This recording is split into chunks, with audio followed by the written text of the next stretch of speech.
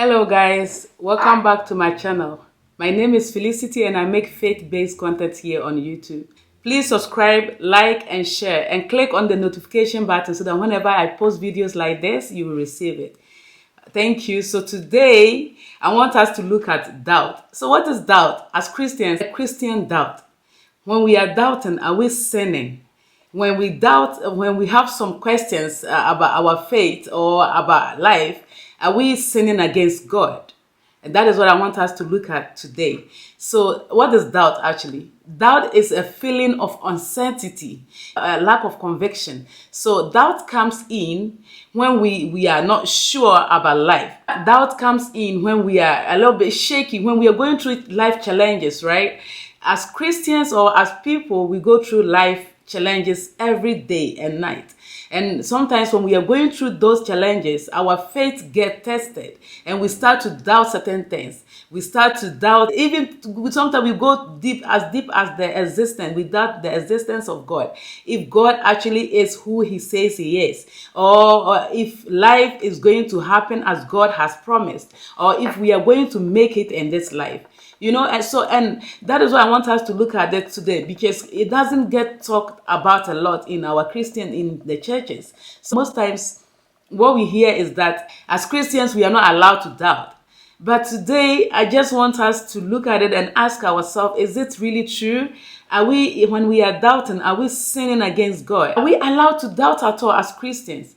And I think we are allowed to doubt as Christians because some of us, we came to God when we were little. We were born into the church. So our Sunday school, our youth, our everything has always been in the church, right? And then we get into our 20s, our 30s, and we start to have our own families, and then life challenges start to happening. And it's interesting because when life is going all right, we never doubt. When life is sweet and everything is going sweet, we don't doubt our faith. We can boldly stand in our faith and say that God exists or God is faithful. But the moment that things start to shake in our life, the moments we start going through life challenges, that is when we doubt our faith.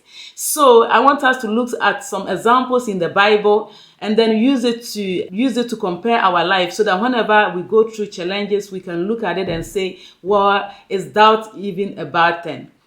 So let's look at John the Baptist, right? John the Baptist, Jesus says that there's no man that has ever lived that is greater than John the Baptist. The Baptist was the one who baptized Jesus. Jesus was his cousin, his direct cousin. So he had no way to doubt Jesus. But there came a time that John the Baptist was arrested. He was in prison and he was fighting for his own life. He was fighting for his safety. He was basically fighting to live. So that's when John the Baptist started to doubt. But when he doubted, what he did was that he looked for answers, right? He called some of his disciples and said, come here. Go to Jesus and ask him if he is the one that we are supposed to believe in, if he is the one that was supposed to come, because we don't want to make any mistakes here. His disciples went to Jesus and asked him, listen, Jesus, your cousin John is arrested. He's in jail right now and he is having some doubt about who you are. He sent us to come and ask you if you are indeed the Son of God. When John's disciples asked Jesus, Jesus didn't say, how dare he question my identity? How dare he sit down there and doubt who I am? What Jesus did was that he said, you have come, you have witnessed that the lame is walking, that the blind is seeing, that the good news is being preached and people are giving their life to God. So go and report this to John the Baptist. So when they went, they told him what Jesus had told him. It was after this that Jesus said, there is no man born on earth that is greater than John the Baptist. Ooh, Jesus is so good, right? If it was me, of course, I would have rebuked him. But Jesus didn't do that. He didn't rebuke him. What he did was that it was here that he even testified about John. It was after John doubting Jesus, that Jesus said, there's no man on earth born of a woman, that is greater than John the Baptist. So that is how merciful God is. That means that when we are doubting, we are not sinning. It is the only human for us to doubt. It is only human for us to have questions that we need answers to. But when we have doubt, it is important how we tackle our doubt. When we have doubt, we have to do what John the Baptist did. Go out there and look for answers. There are so many resources that we can go to. We can go to the Bible. We can look at how God has been faithful from generation to generation, right? We can even look at our own life and see that, well, when we compare our life to most of our family members, we are different. We can look at our life and say that, well, my child was sick last week and God healed him or her.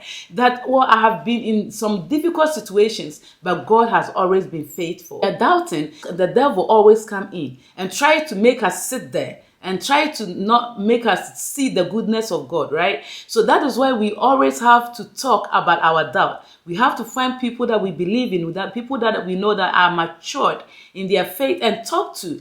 Listen to people that are talking about the goodness of God. And you will see that, well, your faith will start to build itself again. When we look at the Bible again, we see that Thomas, of Jesus' disciples, he was one of the 12. And this man had worked with Jesus for so long, right? And Jesus had told them that I'm going to die, but on the third day I'm resurrect again. And when Jesus resurrected, when Jesus rose again, he appeared to some of the disciples, but Thomas was not there. So when Thomas came back, the other disciples told him that, listen, Jesus has indeed resurrected. He has revealed himself to us. Thomas, what did he do? Thomas doubted that Jesus had indeed resurrected. So he said, unless I see the nails, the mark of the nails in his hands, I'm not going to believe it. So when they were praying again, Jesus appeared to them. And then he said, when he appeared to them, he said, peace be unto you.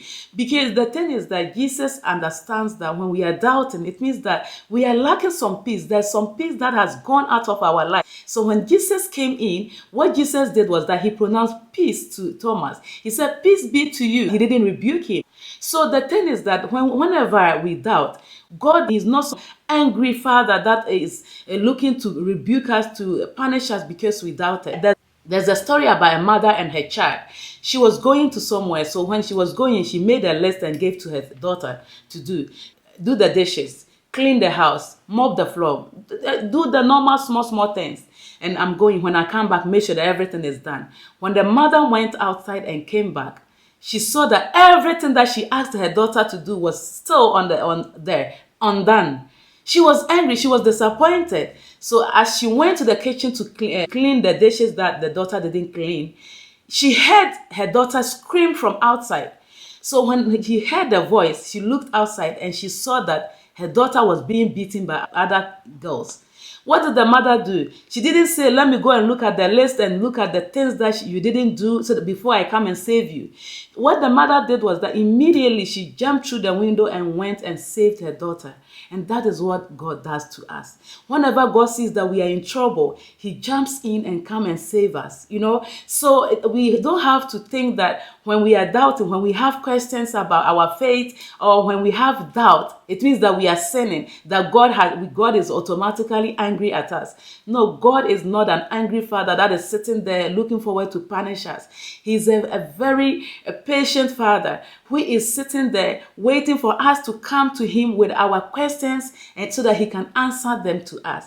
So when we have doubt, we have to always remember that God is faithful. We have to look at the things that he has done before and then refer that and say, well, he saved me yesterday, so he can save me today. He took me through last year.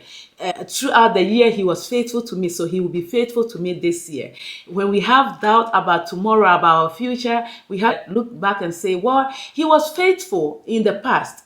You know, he has taken me all this far. He has never failed me. Why is he going to fail me now? So we have to stand on the things that God has done for us. We have to stand on his promises and say that he was faithful to the Israelites. He made sure that he took them through the desert. and took them to the promised land.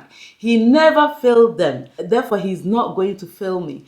We have to remember who God is, that our faith can be rebuilt. We have to always seek answers. We have to find answers from people that are matured. We have to go to God in prayer. God, I'm doubting here. Here is how my faith is going right now. Right now, I'm not really sure where you stand in my life. Right now, I'm doubting a lot. Please help me go through this season. Give me the strength to endure. He is faithful enough to give you the strength to endure. So next time when we have that, let's go back to our Bible and find some things that we can stand on, some promises of God that we can stand on. Let's talk to people about it. Let's expose our weaknesses to God and say, here I am. I am having some doubt. I don't know where I stand with you right now. My walk with you is shaky right now. Please strengthen my faith. By being honest, God comes in and then save you. Throughout the Bible, we see that the disciples, every time that they doubted, every time that their faith was shaky, God came in. But because they exposed their weaknesses to God, that is what Jesus was able to come in and strengthen their faith. So every time that we expose our weaknesses to Him, He comes in and saves us. So as Christians, we are allowed to have doubt, but we are not allowed to sit in our doubt for long. We are supposed to look for answers like John the Baptist did, looking for answers. And when he looked for the answers, he got the answers, right? And his faith was restored again.